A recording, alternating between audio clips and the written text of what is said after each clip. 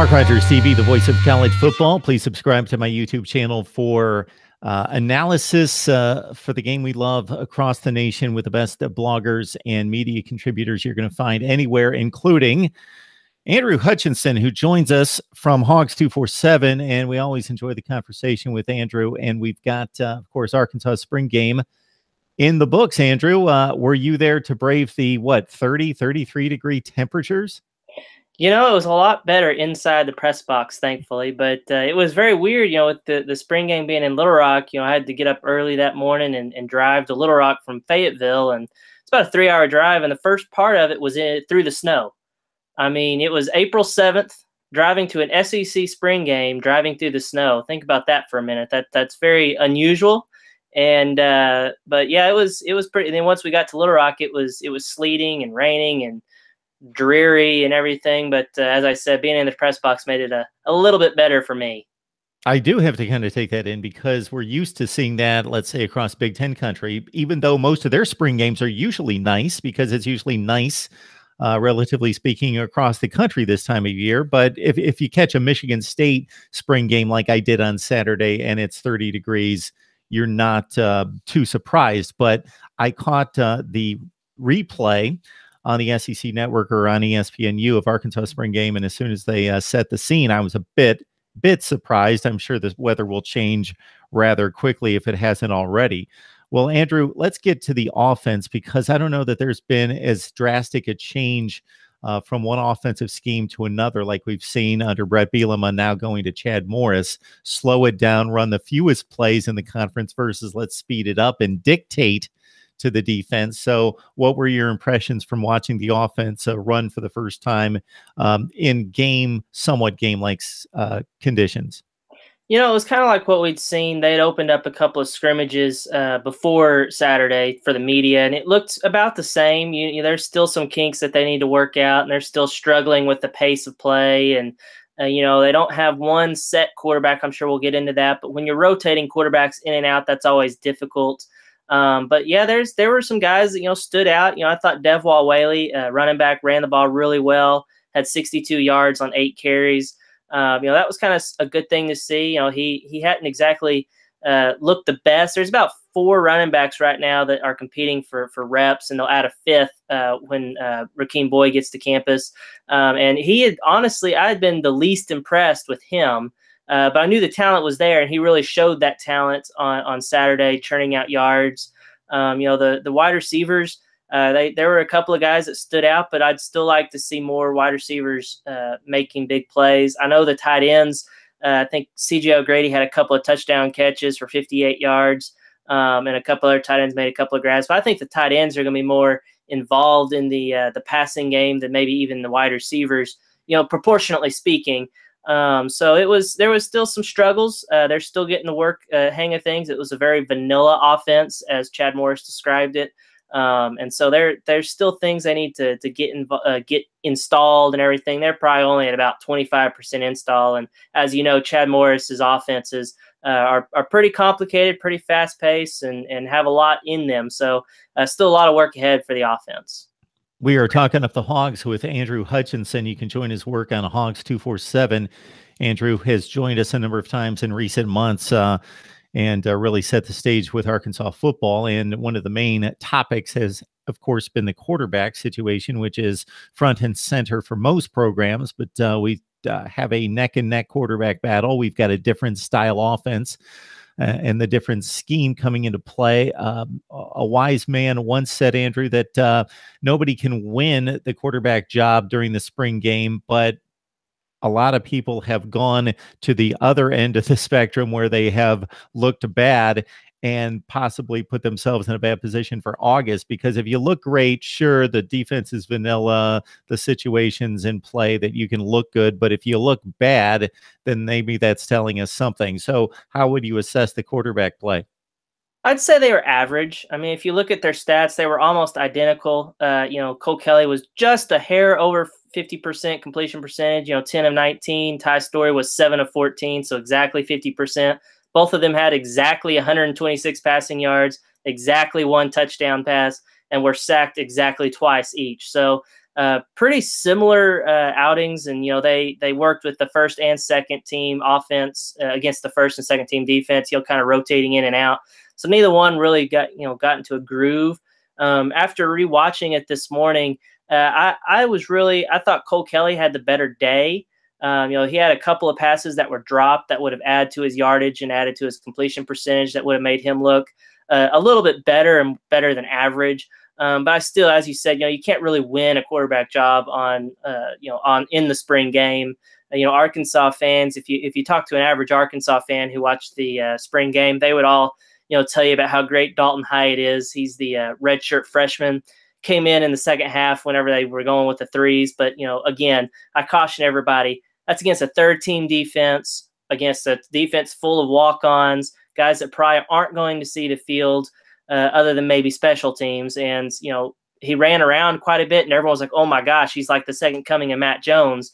Well, he was wearing a gray jersey that said you couldn't touch him. So I think you or me could get out there and run around quite a bit if I had a jersey that said you can't touch me. So I would caution fans thinking that he's the next big thing. He may be down the road, but the 2018 battle is definitely between Cole Kelly and Ty Story, and I still think it's last time I told you I thought I think I said Ty Story had a slight edge. Right now, I truly think it is a 50-50 battle.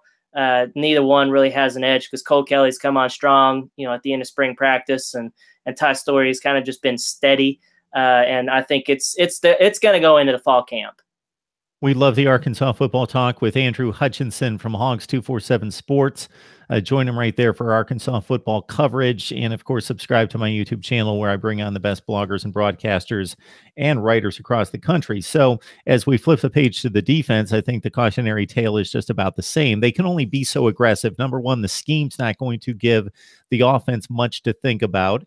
The offense has been practicing against this defense every day, twice a day at times, and knows what the defensive personnel and what the schemes look like. And on top of that, you can only be so aggressive because I can only imagine that even a defensive mindset of a player who needs to earn a job can only be so aggressive because they know they can't just really pop people.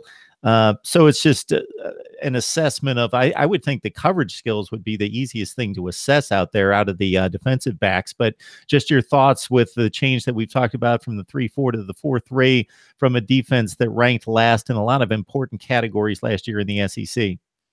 Yeah, I think the defense is definitely a lot further along than the offense, but that's a pretty common in football. And Chad Morris made the comment after the spring game saying, it's much easier to put in a new scheme and have players just go make plays on defense. You don't have to really think. You just got to see ball, get ball. And that's kind of what they did. There were, I think during the first half, which really the first half is what you got to look at. There were 4 sacks, 2 by Randy Ramsey and 2 by Jamario Bell. Both those guys play the rush ends position. I think that's going to be an exciting spot to watch for Arkansas fans because Randy Ramsey, he even put out a tweet after the spring game saying, I've been waiting my whole career to be able to rush the passer, and this defense is finally giving me a chance to do that. And I think that's a scary thought because he's a guy that I've been really high on for the last, 3 years because he's looked really good in spring and fall practices, but never really been put in the position to succeed in the season. I think he's going to get that. You mentioned the coverage skills are something you can assess, and I saw some good things. Ryan Pulley is a guy who got hurt in the season opener last year and missed the entire season. And he made, I think, had 3 pass breakups, looked really good. Chevin Callaway, who was a freshman last year, got a lot of playing time because of Ryan Pulley's injury. He's the other starter, and he made a tremendous pass breakup on what would have been a touchdown pass. Just really good, timed his jump right, turned his head when he was supposed to, and knocked the ball away. So there were some good things. Obviously, we didn't see all of it. McTelvin Agim, who's probably going to be the top or one of the top defensive players on the team, was not there. He had a funeral to attend to, so he missed. And so you had some different guys playing on the inside on the defensive line, but still, I think the defense is really coming along nicely. But again, I'm anxious to see what they do against another team because some of this could just be the result of Arkansas's offensive line not blocking well. And I think that's part of it.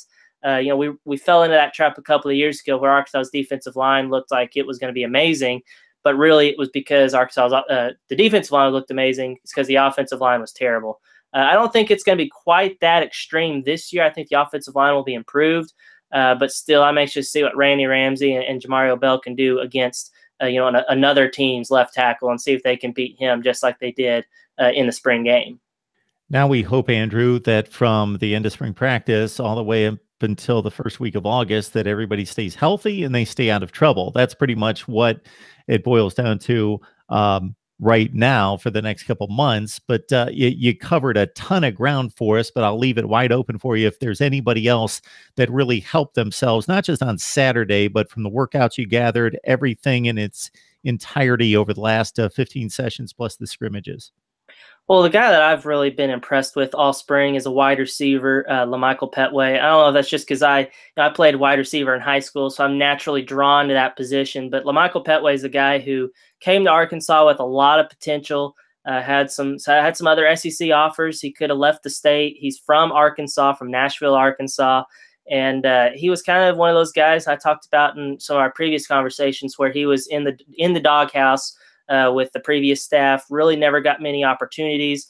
And he's been running with the first team offense all spring. And he's really, taking advantage of that. He's had a couple of critical drops in the scrimmages that we saw before the spring game, but he was locked in on Saturday. He had 6 catches for 91 yards. He had one catch where he caught it on the sideline and hung on to it despite a safety coming over and hitting him pretty hard out of bounds. He had another one where he caught a back shoulder throw for a nice gain. And it was just a really solid performance by him. So I really liked what I saw from him out of during the spring game. And also almost forgot, probably his biggest play was on a touchdown to Cheyenne O'Grady to tight end. It was a 53-yard touchdown. It would have been just like a 40-yard gain. I say just. Had it not been for LaMichael Petway's blocking down the field. He's a really physical guy, and that's one thing coaches really like about him. And without his blocking, I don't think O'Grady would have scored a touchdown on that play. So he had a really good scrimmage, and also a freshman, Michael Woods, another wide receiver. He only had 2 catches for 21 yards, but he was open on a couple of what should have been touchdowns, but the quarterbacks missed them. That was the other thing that Cole Kelly and Ty Story looked identical on. They both missed what should have been a wide open touchdown. So they both had identical mistakes as well. But Michael Woods has done quite a bit. And I think even though he's a true freshman, early enrollee, I think he's going to be heavily involved in the offense. So those are 2 guys that I was most excited about to see both throughout the spring and also on Saturday in the spring game. So Arkansas spring football is in the books. The team will, of course, have workouts individually and within team drills, minus the coaches through much of the summer, of course, in the weight room as well. The quarterbacks will battle it out and try to work on their games to prepare themselves for the first week of August. And then that 1 month of really getting down to the nuts and bolts of getting ready for September 1st and trying to correct what was a 1-7 season in the SEC last year. Andrew Hutchinson doing great work for us right here. You can join him on Hogs 247 covering Arkansas athletics. Andrew, we appreciate you stopping by and breaking things down for us. Yeah, thanks for having me on anytime.